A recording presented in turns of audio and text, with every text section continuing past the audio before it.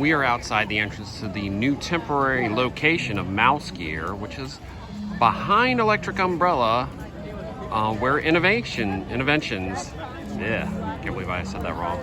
Interventions used to be. So let's go inside and check out this temporary location.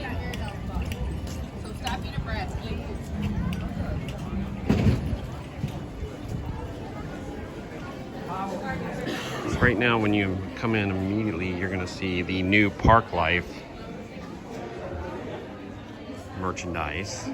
This is new for this year.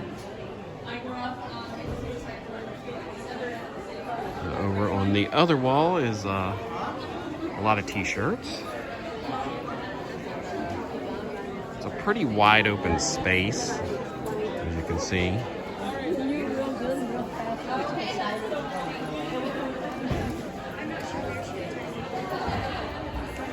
Here we've got a lot of hats and mini ears.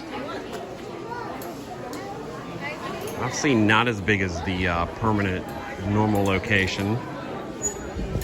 Still pretty big. We've got one set of cash registers over here. And then against the other wall is another set of cash registers. It's not really using the entire intervention space that was once over here.